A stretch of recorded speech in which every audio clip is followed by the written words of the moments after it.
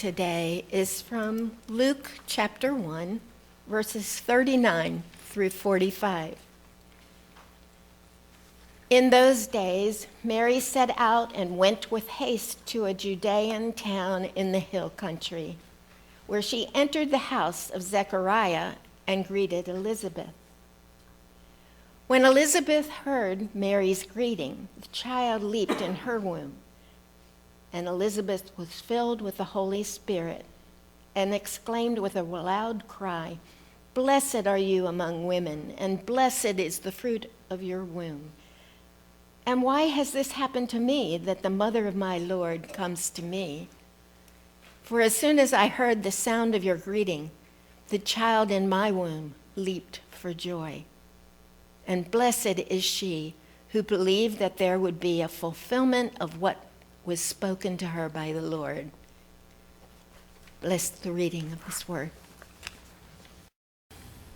As found in the Old Testament prophet Isaiah. The chapter is 58, and we're going to be reading this morning verses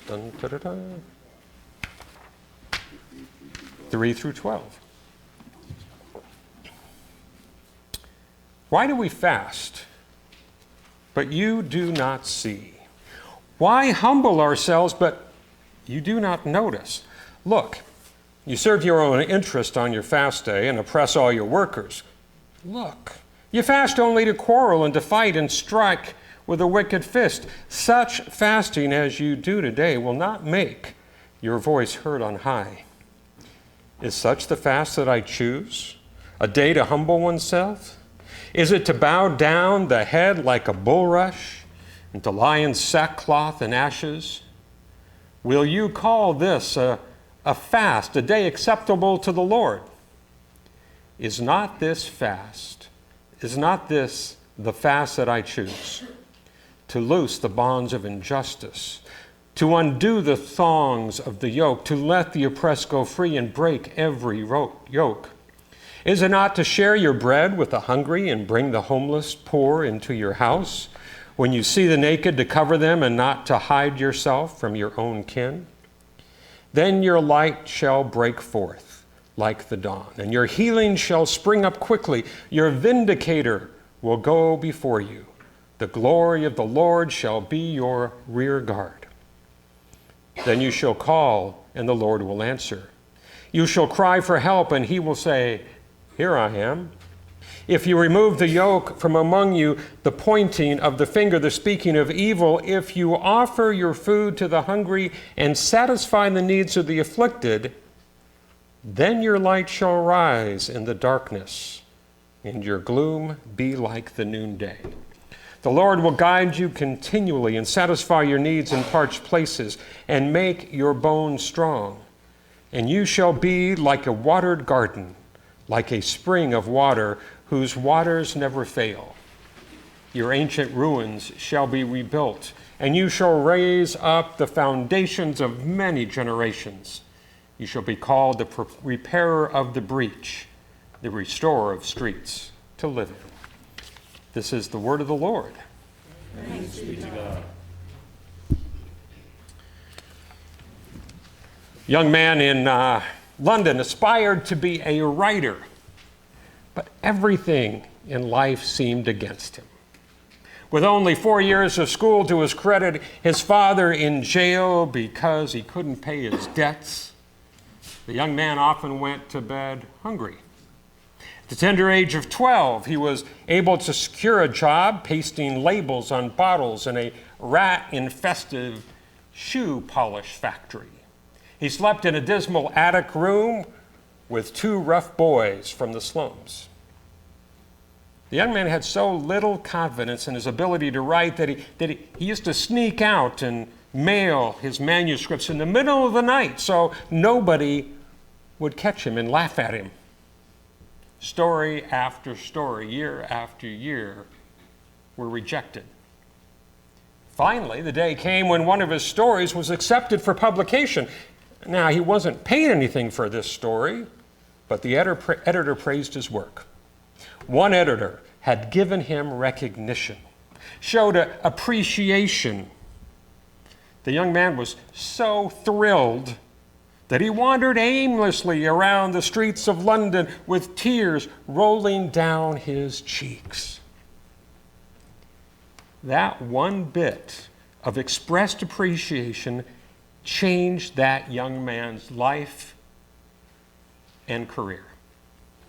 The story just goes to show you how words of appreciation and recognition that we might show to one another, especially to young people, might serve to change the whole course of their lives. So don't withhold words of appreciation and recognition. You have the power to change lives. Back to the story.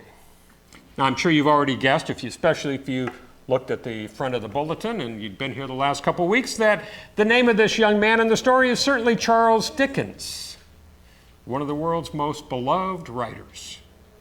If you missed it, it was just a few years ago that they celebrated his 200th birthday.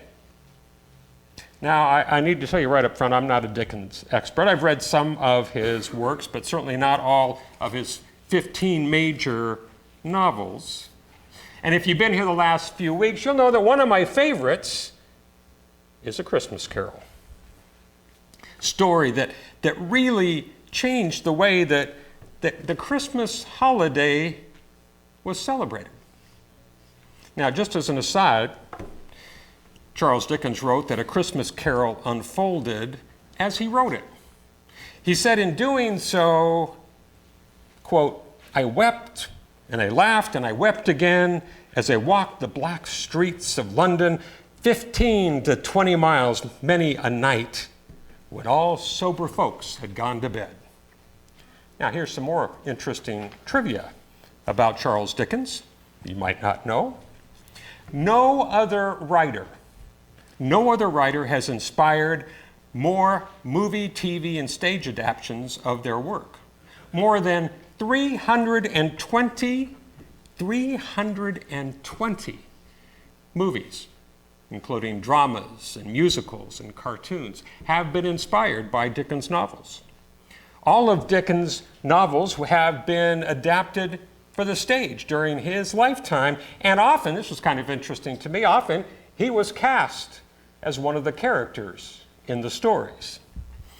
When Dickens came to America for his first reading tour in 1842, he drew large crowds. Ticket scalpers worked his appearances like they do rock concerts or Super Bowl games. People flocked to Dickens like he was an idol, which I guess he was. His second American tour attracted more than 100,000 people at his 76 public readings, earning him $95,000, which doesn't sound like a lot until you know it is the equivalent of about $1.5 million in today's money. Dickens is also credited with, by the old Oxford English Dictionary, with introducing 247 new words and usages in our language. You might have not known this, but such words as butterfingers, fluffiness, flummox, the creeps, dustbin, and then there's two words I'd never heard before, ugsome, which means disgusting, and slangular, leaning towards slang. I think they're mostly used in England. I'd never heard. And many, many more. He married Catherine Hogarth in 1836, and together they had 10 children, all of which he gave nicknames to, such as, let's see if this one, Lucifer Box. Could you imagine calling your kid Lucifer Box? Or Chicken Stalker. He called one Skittles. I don't know how they did as they grew up, but I'm not sure I'd like to have those names. And a tip to all you aspiring writers: in order to improve his writing, Dickens believed that he had to always sleep facing north, which he always did.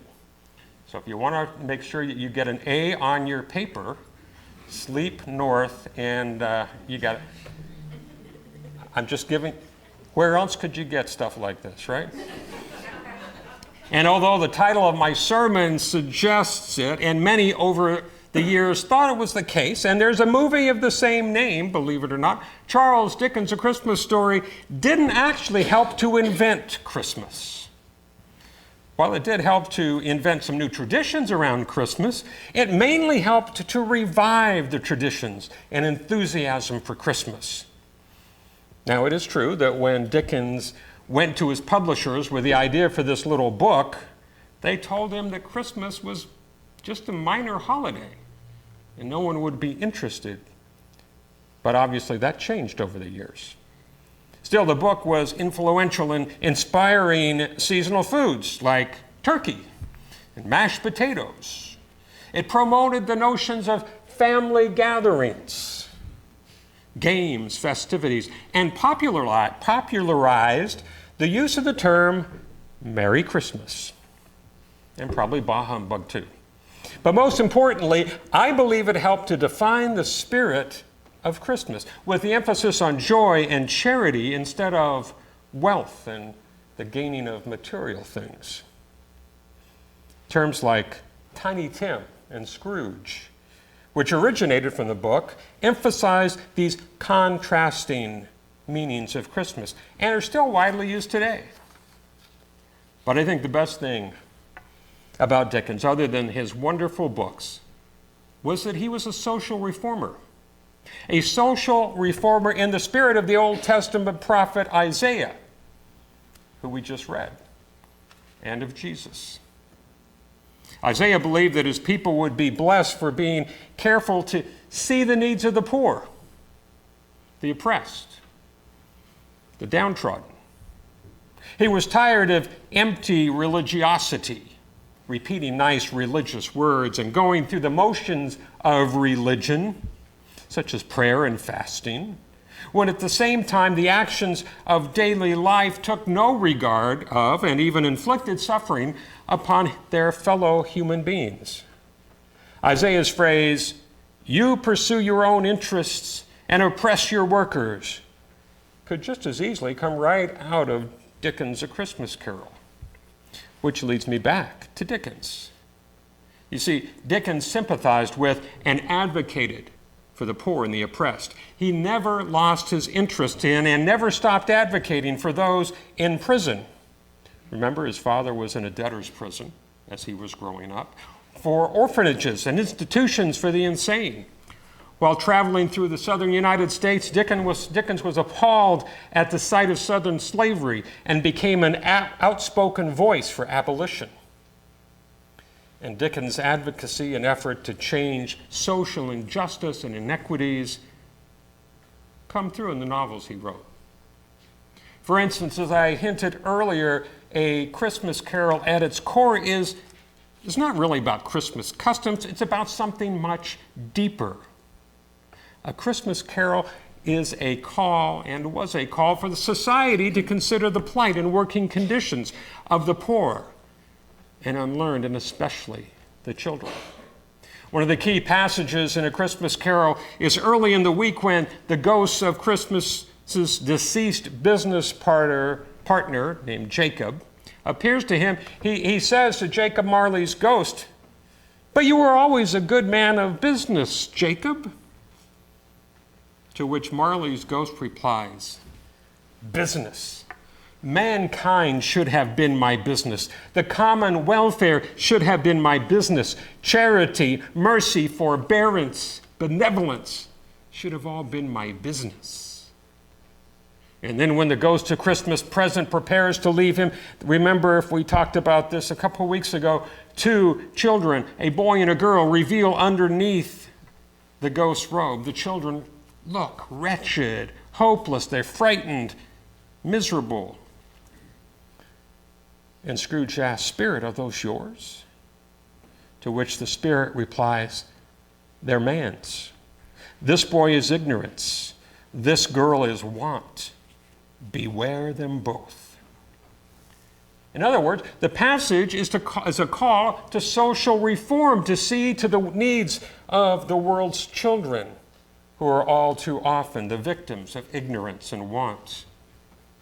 And then in the concluding message of A Christmas Carol, we hear a call for the reader to examine his or her own life and to make sure that Christmas is being celebrated at the heart and in the heart and demonstrated through acts of charity and benevolence to the poor. I think it's sad that this season is only for a moment in the headlong rush of our lives. We hope not to become as separated as Scrooge was from human contact. We long to find the redemptive spirit of generosity, as Scrooge later did. We hope that we will have the spirit of connection to care for each other and the planet in which we live. You see, it's the natural connections between people that make a difference. And we hope that they will not be just packed away with the twinkling Christmas lights, only to be unpacked next year. The African-American theologian and preacher Howard Thurman characterized these needs as the works of Christmas. His poem goes like this: when the song of the angel is stilled, when the star in the sky is gone, when the kings and the princes are home, when the shepherds are back with their flocks, then the work of Christmas begins. To find the lost, to heal the broken, to feed the hungry, to release the prisoner, to rebuild the nations, to bring peace among us all, to make music in the heart. Could we hope for anything more this Christmas? Every day we're at risk of becoming the worst of Scrooge and also the best as well. Whether we live the spirit of Christmas in the seasons to come, is up to us. And it's up to our generosity and connections with the life that we live. Dickens tells us that Scrooge was a changed man from this Christmas encounter, and that he made Christmas a central part of his life thereafter. Truth is, we are really all like Scrooge. We're all mortal. And when we think of death, it's common to think of the things we've contributed to humanity. Some people are gifted with the ability to lead others to the good. Others have a generosity of spirit that lives in and on and sustains their families and friends and those around them.